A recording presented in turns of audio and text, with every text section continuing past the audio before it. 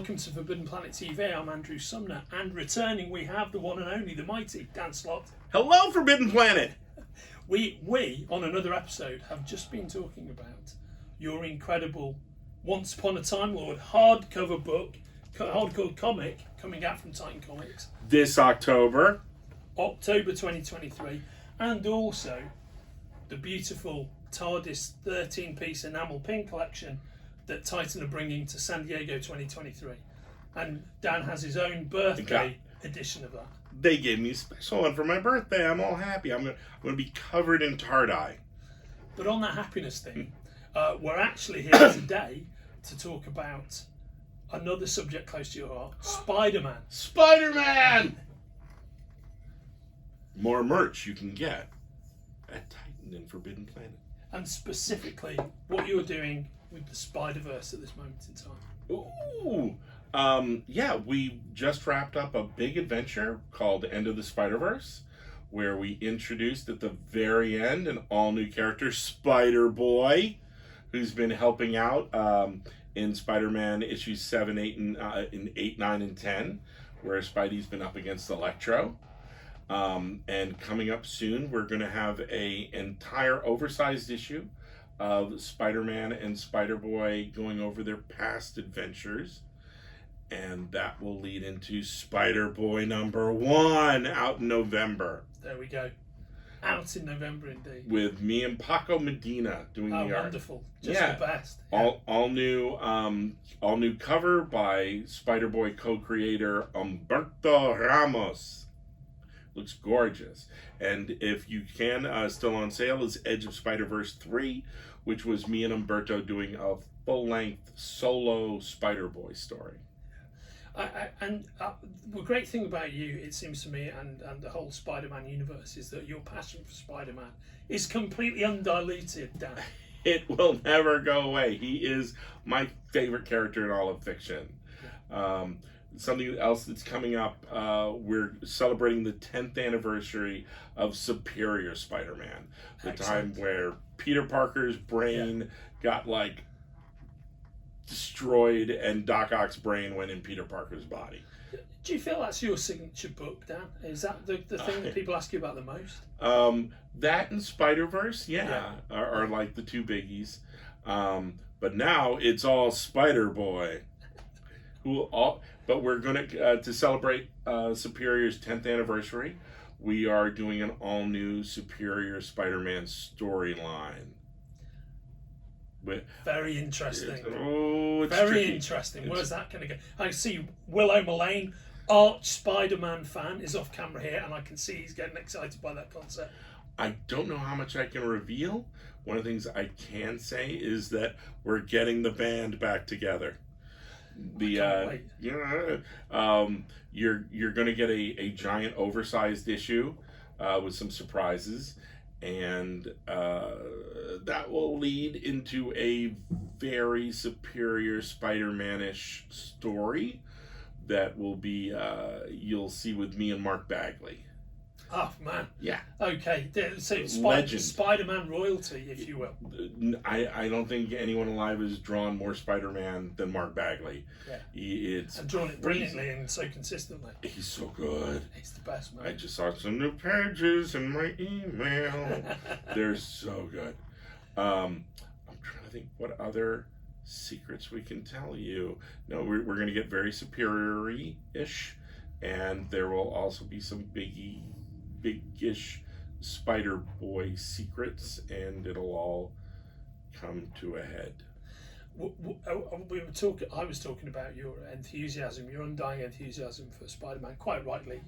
Also one of my top 3 characters, has been my entire life, right ever since the 60s cartoon show, which I watched in real time, best theme tune of all time. And the thing that strikes me whenever I'm talking to you guys, I've had quite a few conversations with your friend and editor Nick Lowe, and when we met originally, I thought, man, there's nobody who could possibly be as enthusiastic about Spider-Man as Dan is. And then when I met Nick, he was like, right, this is why these guys work well together. Because Nick loves love Spider-Man. Yeah, it's enthusiasm. Your collective enthusiasm for it is amazing. This is all we want to do. It's very exciting. The hardest part about talking about this stuff is not giving away secrets. Of course. So but we just did a story with Electro where it was a bit I've wanted to do forever with Spider-Man, where his spider sense changes. Now he can tell when you're in danger, but not he's in danger. We've got a lot of tricks up our sleeves. They're things I've always wanted to do with Spider-Man. Everyone's like, when you come, like, why are you coming back? You still have stories to tell. You did it for 10.5 years. Now we're past the 11-year mark. No, I just keep doing it forever. Just keep more Spider-Man all the time, 24/7. What are we going to do next? And it's fun because Zeb is working on Amazing Spider-Man. Yeah, wow. And you let the guy in Amazing Spider-Man, he gets to sit in the big chair. He gets to make the big choices. So every now and then I go like, oh, this is interesting. Spider-Man's got this suit of armor that does X, Y, and Z. He's got a robot buddy on his back. He's got this. He's got that. He's working for Norman Osborn. I'm like, these are fun toys to play with. It's neat to have someone pull Spider-Man in different directions, and then you're like, okay, now what do I do? It's fun. There's always some new wrinkle, some new thing that you get to play with, or something that sparks a new idea in you something about Spider-Man you've never done before. I'm all excited.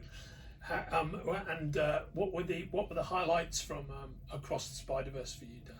I got to work on Across the Spider-Verse, so I got my first ever movie story credit. I'm like, this is weird. I got to help out a bit.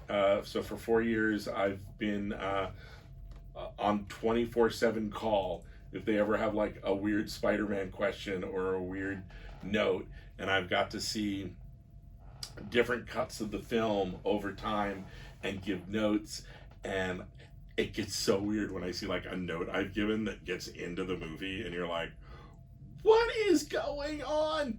The most recent ones I can think of, when we had the scenes with Peter B. Parker and Mayday. That was so great. It was so good. So good. In the Spider Society, one of the notes I gave them was, Peter B. Parker has a watch because he's from another Earth, and when he's in Miguel O'Hara's world, he needs it or he'll glitch. Mayday doesn't have a watch or a day pass. She should be glitching. You need to give her a watch or a day pass, was in one of my notes. And then the next cut, they're making a joke about, oh, we gave Mayday a day pass. And then, Miles is like, she got a day pass? And I'm like, that's from my note. I'm like, that's so exciting. So there are things like that. And then there are bigger beats where, like, I don't want to spoil things. Hopefully you've seen Across the Spider-Verse by now. Let's assume, folks, that if you're watching this, you've really seen Across the Spider-Verse. And if not, pause it now and go and see it, because it's amazing. Because I was like, I think you've already placed the spot in the first movie. I'm like, what? I'm like, yeah, he's the guy who gets hit by the bagel. And then, yeah, he gets hit by the bagel, and then he looks through the hole, and that's his, like, Isaac Newton moment. He's like one of the scientists working on the collider, and his Isaac Newton moment is Miles hits him with the bagel, and he sees the hole. And they're like, and that, they used it! I'm like, that's crazy! A beat I gave them was that the 42 spider glitched in the first movie, which meant it came from a different dimension. If it came from a different dimension, then that meant that the Chris Pine Spider-Man of the first movie was that Earth's correct Spider-Man. That was their one Spider-Man. And that spider should have bitten someone in another world, but it bit Miles. And since it bit Miles, Miles comes back for the spider. Chris Pine's Spider-Man has to take time to save Miles. If Miles hadn't been there and hadn't been bit by the spider from the 42 universe, for Earth 42, then Chris Pine's Spider-Man would have been able to put the goober into the collider and stop it from ever blowing up. So all of this is Miles' fault, and he's the original anomaly. That I wrote that in the thing, and then they were like, oh, we're using this, and I'm like, oh my god! And that's everything that Miguel O'Hara yells at him on that thing was from like a document I wrote, and I was like, "Oh, that is so weird." I mean, it's not just weird. It must feel amazing, mate. It must feel amazing. Oh, but there's there's like thousands of people working on this, and everybody gets to contribute. Everybody gets their ideas in. And then you see new things, and you go, "Oh, that is so cool. That is so like." Oh, I love the go home machine. I love this. I love that. I love the canon events. Like, these are all these ideas that all these people are bringing to it, that Lord Miller and the writers and Matthew Cherry and all these people, and then all the designs by Chris Anka, and everyone, all these different animators, everyone contributing ideas. It was a giant melting pot of ideas that I look at it and I go, "Oh my, look at all that creativity, look at all that genius, look at all these things that thousands of people are contributing to this giant film." And it's neat to be a tiny piece of that. It's neat to be just one of the throng that got to all contribute. When you see like all the hard work the animators put in to a character like Spider-Punk, where they're animating, who, by the way, who I thought was such an excellent character because he's got such an authentic urban British voice. Dan Slott was so Amazing. good. But like they animated his guitar on a different level than they animated his clothes and they animated his boots to make that look. The amount of work and effort and time that had to go into that for just one character. Or the way, like, I was blown away by Mumbattan, the way the whole creative team, Wonderful. They created that whole look of Indian comics, and all the design work that went in to taking a character like Spider-Man India and making it feel more authentic by bringing in people from that community to contribute and go, instead of like just having people from different walks of life come in and go, "We're going to bring our experience, and we're going to bring our experience into this character." And then when I first saw that, I was blown away by all the work they did creating Mumbattan, creating the look, that yo-yo weapon he had that's clearly from their culture, where I went, I thought that was going to be the breakout character. I thought Spider-Man India was going to be the breakout character of the movie. At least it was for me. I'm a little too close because me and Olivier Coipel, we co-created Spider-Punk, so I'm a little too close to Spider-Punk, so I always feel pride. I think being British and being such an accurate reflection tonally of what being a young British person is like, somebody like my kids, Spider-Punk really spoke to me. You know what I mean? Urban London. That's what it's like. It's not Downton Abbey. It's Spider-Punk's an accurate reflection. Exactly. Right on. And Willow Mullane off camera, big Spider-Man fan. If you had an element of the Spider universe that you'd like to see in the next Spider-Verse movie that hasn't been seen so far, what would it be, Will? I'm going to let you think on that while I'll tell you my one. What? I'd love to see some iteration of the Nicholas Hammond Spider-Man. I cannot comment on anything.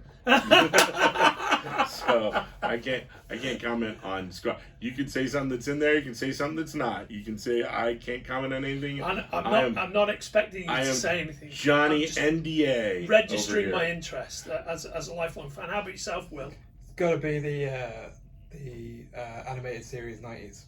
90s. Very Okay. good. One of the things that like I helped out, they were looking for different characters who could have the canon event when they pan back and show the all the different art, all the different of like the different Spider-Man and the people they've lost. And they were specifically looking for more Captain Stacy moments.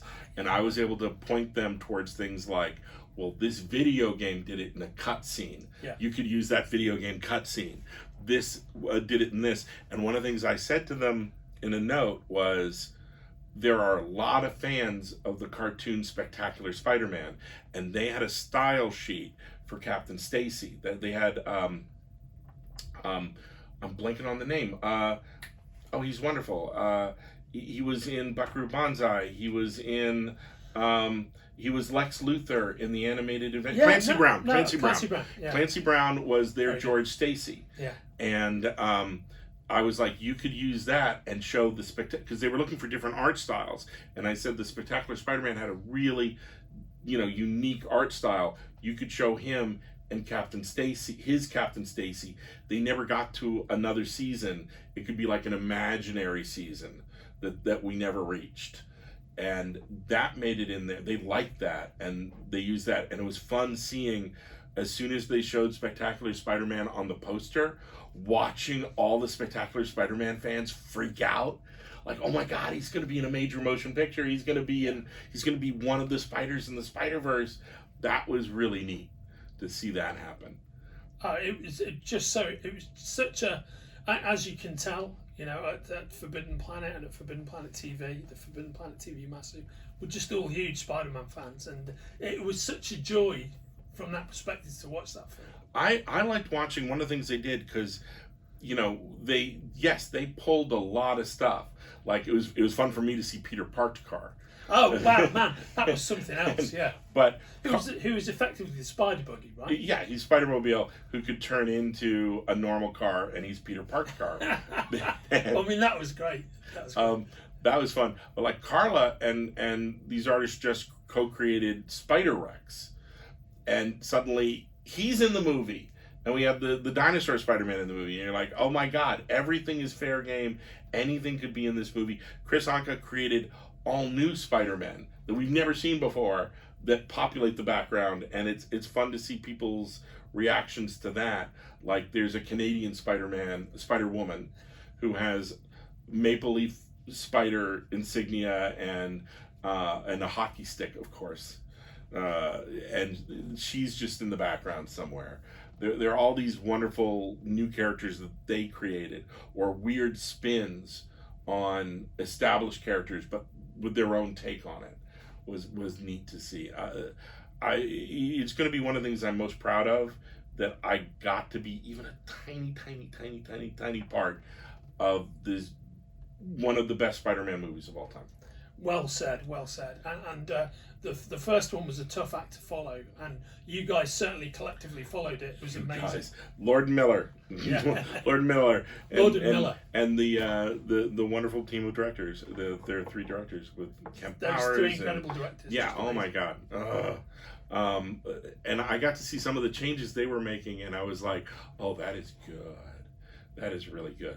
I can't say things because I kind of know stuff about the next movie. So and yes, of course. no, I would be shot. I'm hypersensitized to that, mate. So I think this is a perfect place to wrap up, to celebrate this glorious summer of Spider-Man, glorious summer of the Spider-Verse, and the new Spider-Man video game coming out on PS5. There's so much great Spider-Man content, and there's the Spider-Man freshman year cartoon about to start, and there's the comics and movies, and I wonder when Spider-Man 4 will come out. There's always great Spider-Man content coming your way. Yeah, we live in such a glorious era, because if you've spent your life loving Spider-Man, as I have, as you have, the amount of times that would elapse in between adaptations or versions, we're living in a different world. Different era. We are living in the Spider-Verse now. Yes, we are all in the Spider-Verse. It's really great to see you, mate. You know, so lovely to see you. If you're enjoying watching Forbidden Planet TV, and you're enjoying watching us talk to the world's most interesting and accomplished filmmakers, authors, artists, musicians, creators, subscribe right here. See you soon.